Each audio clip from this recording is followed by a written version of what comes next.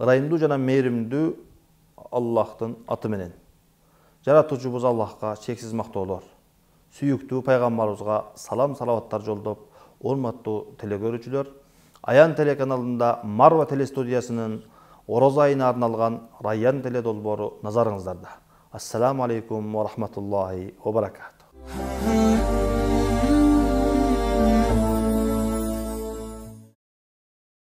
Кадырлуу көрөрман, бүгүнкү сөз кыла турган темабыз ыйык Орозо айынын пайдалары.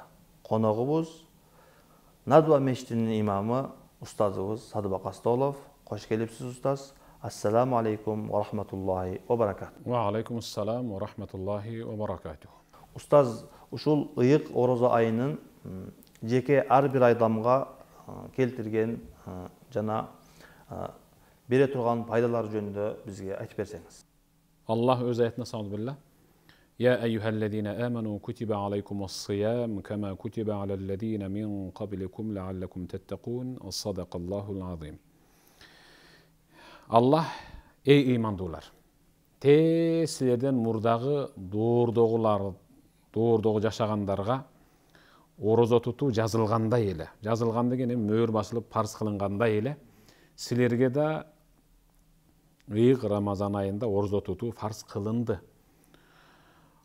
Аларга фарз кылынган менен силерге фарз кылынгандын ортосундагы айырма өтө чоң. Лааллакум таттакун, силерге орозонун фарз кылынгандыгынын бирден бир жетик пайдасы оңолушуңар үчүн, такыба болуп коркуп жашооңор үчүн, сестенип жашооңор үчүн деп атат да.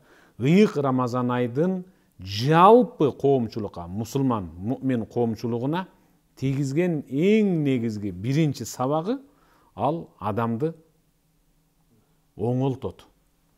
Адамды чочуй турган кылып коет. Негизги биринчи пайдасы ушул. Көпчүлүк айтат да,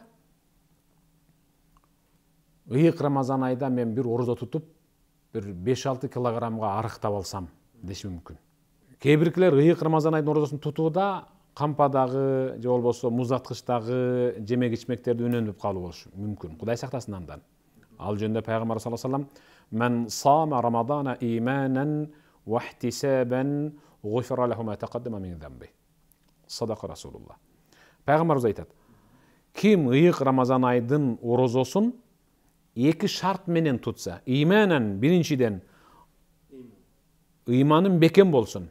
Бул дегени албетте ишенем ыйык Рамазан айдын Аллах тараптан бизге фарз болгондугуна деп. Иман келтирет. Ооба. Вахтисабан туткан орозомдун сообун жалгыз Аллахтын өзүнөн гана алам. Алганда да бейишти гана белекке алам десе, ушул эки шартты көңүлгө коюп орозо тута турган болсо, ал үчүн тутуп аткан орозосунун пайдасы эмнен алып келет десе, гуфира лаху ма тaqaddama min zambi. Ага чейинки анын күнөөлөрүнүн бүт бардыгы эч нерсеси калбай кечирилет деген. Ушул аят жогору жакта айтылган аят. Азыркы айтылган пайгамбар саллаллаху алейхи ва салламдын хадистеринен улам сахабалар ыйык Рамазан айдан 6 ай мурда Аллахума баллигна Рамазан. Аллахым бизди ыйык Рамазан айга жеткир эсен аман, алтсаныбызды аман, ден соолугубузду чың, ыйманыбызды бекем кылган абалда деп дуа кылышып, бир ай орозо туткандан кийин анан алар кайрадан аркасынан 5 ай Аллахума тaqabbal minna саума Рамазан. Аллахым биздин туткан орозобузду кемчиликсиз кабыл кылсын деп ый менен өткөрчү экен да. Алар ушул аяттын анан хадистин маанисине түшүнгөндүгү үчүн. Эмнеге? Анткени алар Ибрахим ибн Адхам "Ман дабата батна дабата дейна." Ким курсагына чыкса, кимдин күчү курсагына жете турган болсо, ал динин сактап, дини менен жашай алат. وَمَنْ مَلَكَ جُوعَهُ مَلَكَ الْأَخْلَاقَ الصَّالِحَةَ. Kim açqaçılıqqa çıday ала турган болсо, демек ал эң мыкты мүнөздөрдүн ханышасы болуптур. Kim açqaçılıqqa çıday алса.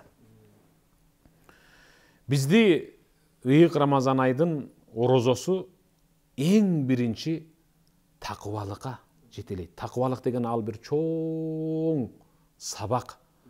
Ал ыйык Рамазан ай бизге шахрул муаллим, мугаллим айы. Анын колтугунда, анын колунда Кур'ан бар. Ал бизге ыйык Рамазан айдын башында кирип, аягында чыгып кетип аткандан баштап бир гана сабак үйрөтүп кетет. Такыба бол деп. А такыбалыктын ичинде албетте сабырдуулук бар. Сабырдуулук жөнүндө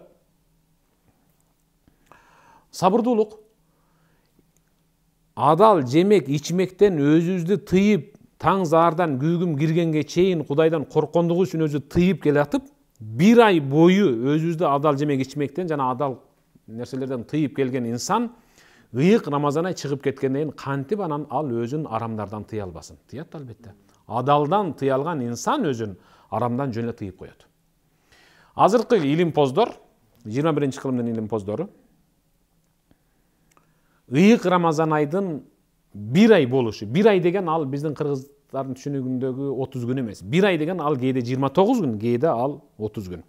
Ыйык Рамазан айдын бир ай болушунун сыры эмнеде десе, инсандын түзүлүшү, турпаты, анын организминдеги тамакты жана башка нерселерди кабыл алуу жана чыгаруудагы медицина изилдеп чыгып, эгерде адам баласы бир ай же 29 күн же 30 күн бир нерсеге дайым көңүл буруп келе турган болсо, ал калган 11 айды дагы Кудай ошентип өткөрө алат деп чечим чыгарышыптыр. Бул дегени күндүзгү күнү адал нерседен өзүн тыя алган инсан килтейген арам нерселерден, кичинекей арам нерселерден ыйык Рамазан ай бүткөндөн кийин жөн эле өзүн өзү тыйып кете алат деген тыянакка медицина илими ушинтип жыйынтык берип атат да. Устаз, анда ушул орозо айыны мындай бир татаал даярдык курсу деп атап койсок деле болмок экен да. Сөз түрдө. Кийинки жылга чейин ушул айдын ичинде ар бир адам өзүнүн оңдоп, кемчилигине жана сабырдуулукка, такыбалыкка даярданса болот экен. Ооба. Устаз, эми Алла ыраазы болсун, бизге ушул орозонун биздин коомго, мындайча айтканда, кембагалга дагы, байга дагы пайдасын кандай түрдө тийгизет жана көрсөтөт, ушуну айтып берсеңиз. Бул ыйык Рамазан айы бай кедейди, жетекчи, кадимиде карапайымды теңей турган ай. Ал ыйык Рамазан ай өзүнүн курсагына, нафсыне ээ чыга турган ай, Эч качан мисалы президентке же спикерге же болбосо премьер-министрге силер ыйык Рамазан айдын түшүндө бир түштөнүп алсаңар деген эреже жок эч качан. Ал президент болсун, башка болсун, карапайым болсун, базардагы араба түрткөн киши болсун, бай болсун, кедей болсун, баарыбыз бирдейбиз. Мында ушундай бир көмүскө сабак бар. Ал бай, бардар адам, чөнтөгүндө акчасы бар адам курсак ачып жүргөн учурда аттиң баягы күнкү менден тилемчилик кылган, курсак ачкан киши дагы бүгүнкү мендей болуп курсак ачкан турбайбы деп, ошол бир учурдагы курсак ачкандардын кадырына жеткире турган ай ушул. Теңей турган ай. Бул ынтымактын айы. Ынтымак, биримдиктин айы. Эмнеге дегенде, бир учурда ооз жабабыз, зур сухурда. Бир учурда ооз ачабыз, баарыбыз бирдей. Бул дегени ынтымакка чакырат, биримдикке чакырат, анан теңдикке чакырат. Биз ушул баскычтардан өткөнүбүздө гана ушул ыйык Рамазан айдын колунан сен такыба болдуң, сен оңолдуң.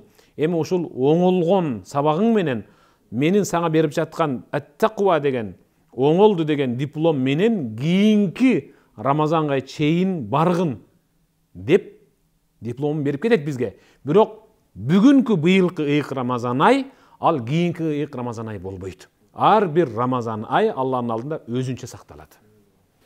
Устаз, бул жерде мен мындай байкаган нерсем, ислам дининдеги ушундай тартиптин күчтүүлүгүн байкасак дагы болот экен да. Устаз, карасаңыз, азыр эгерде ким 1 мүнөт мурунун оозун ачып койгон болсо оозуну эти ачып калган болот. Бирок элдин баардыгын бир тартипке салган бул эмне экен? Орозонун бир пайдаларынан экен. Устаз эми андан кийин ушул орозодо руханий пайдаларын айтып өттүк азыр. Элдерге болгон пайдасын айтып өттүк. Бул жерде дагы орозонун кандай өзгөчөлүктөрү, дагы кандай пайдалары бар? Абул Ас айтат, мен бул Аббастердин дорундагы болуп аткан окуя. Мен Мухтадинин алдына, Мухтади ким ал? Ал Аббастердин дорундагы бир халифа. Мусулман муъминдердин халифасы. Мен халифанын чакыруусуна илешип калып, ыйык Рамазан айда күндүз күнү халифанын кабылдамасына кирип калып аябай сүйүндүм. Анткени ал кишинин алдында көп кишилер бар болгондугу үчүн канчалык мени кабыл алуу кечендеген сайын ошончол сүйүндүм. Анткени ифтарды мен бир болсо халифа менен жасап калам. Халифа менен ифтар кылып калам. Буйруса бүгүнкү ифтар өзгөчө болот деп ичимден кымайып отурдум. Жебеген тамактарды жейм го, ичбеген суусундарды ичем го деп. Айтканымдай Кудай буйруп, мени кабыл алуу үчүн ифтарга жакын кабыл алынгандыктан халифанын алдына кирдим. Бир аз алим сабак болуп, суроо жооп болгондон кийин эле азан чакырылып, ифтардын кирген учуру бизге маалым болду. Азыр табак дүйүм тамактар келет деп халифанын дасторконун тиктейм. Жупуну гана дасторкон салынды. Анан чоң табак келип, үстүндө көмкөрүлгөн кичинекей идиш келди. Болду, баардык тамак ушунун ичинде дедим. Ачылды. Анын ичинде кичинекей курма, анан туз, анан уксус бар экен. Анан анча-мынча тууралган катуу нандын майда бөлүктөрү бар экен. Анан кадимкидей маңдай теске отуруп, жана башка кишилер менен отуруп, ошолордон нан малып жеп ифтар кылдык. Мухтади бир учурда мага карап, сен теги өзү орозосуңбу деди мага. Ооба, орозомун. Курсаң ачкандыр деди. Курсагым ачкан аябай. Сен бизден дагы башка тамак күтүп аткандай түрүң бар. Жеп ал. Муну менен бизге башка тамак келбейт. Менин да курсагым ачкан болчу, курсагыма жараша, ачканыма караша, курсагым ачканына жараша жедим. Жеп ал, эртеңки орозоңо дагы кичине азык топтоп ал курсагыңа деди. Айтып атат Абул Аббас. Мен элестеткен халифалардын ифтар дасторкондагы тамак ушундай боло турган болсо, анда дагы кимге арызданасың? Карагыла. Алар эмнеге ошондой деген? Анткени Усман ибн Заид айтып атат. Суфьян ас-Сауриге: эгерде ин арата ан ясиха жисмак ва якилля наумак фаақлил мин ал-акл, эгерде ден соолугум чың болсун, уйкум бир аз азыраак болсун дей турган болсоң, анда тамакты азыраак же. Түнкү ибадатка турасың. Дагы башка бир риwayatта жүрөгүм аябай жумшак болсун, көзүмдөн жаш токтобой куюлуп, Аллахка ошол ыйлаган көз жашым менен, ыйым менен жагынайын дей турган болсоң, анда курсагыңды толук толтурба тамак менен. Бул инсанды руханий тазалай турган нерсе, биздин ахиретке алып кете турган нерсебиз ушул гана. Анткени пайгамбарыбыз саллаллаху алейхи ва саллам Аллах Тааланы риwayat кылып атат. Аллах Таала бендемдин жасаган бардык жакшы иштери өзү үчүн, бир гана ыйык Рамазан айы мен үчүн. Мен үчүн дегени мен үчүн тутуп берет деген эмес. Бул дегени бендемдин жасаган бардык Рамазандагы орозосундан бардык жакшы иши ал элге көрсөтүп жасайт. Намазды үрүкү кылып, сажда кылып, азан айтып, такбир айтып, мисалы угузуп жасайт. Хажга барганда барат, зекет бергенде сунат. Элдин баары көрөт. А ыйык Рамазан айдагы орозосу ал мени менен бендимдин ортосундагы сырдуу ибадат. Өзү эле бирөөгө келип, эриндерим кургап калыппы, мен бүгүн орозомун да деп мактанып албаса, аны эч ким билбейт. Ал мени менен бендимдин ортосундагы сырдуу ибадат айтпаса, жүрө берет, эч ким билбейт. Бир гана мен билем, бендим туткан, бендим өзү билет. Андыктан анын туткан орозосуна сыйлыкты бир гана мен берем. Менден башка эч ким бере албайт. Анын туткан орозосу сабырдуулукка жумшагандык үчүн, оңолууга, теңдикке, биримдик, ынтымакка, менден коркуп сестенүүгө жумшагандык үчүн мен ага бир сыйлык берем. Ал да болсо бейиш болот деген. Ошондой сыйлыгына бейиш гана турган ыйык Рамазан айдагы орозобузду Аллах Таала тутууга өзү күч кубат берсин. Тутуп аткан орозолорубузду Аллах Таала кемчиликсиз кабыл кылсын. Тутсам жакшы болот эле деп арсар күндө жашап аткандарга дагы айтар насаатым аледе кеч эмес. Жакшылыктын эрте кеч жок. Улантып кетсе кийинки ыйык Рамазан айга чейин иншалла көнүп калат. Устаз, биз менен орозонун пайдалары жөнүндө маек кылып бергениңиз үчүн сизге Аллах разы болгон болсун. Жана сиздин ар бир айтканыңызга мусулмандардын баарына амал кылганга Аллах насип кылган болсун. Чоң рахмат сизге. Урматтуу телекөрүүчүлөр, биздин бүгүнкү берүүбүз соңуна чыкты. Кийинки сабактан жолукканча саламатта болуңуздар. Ассаламу алейкум ва рахматуллахи ва баракатуh.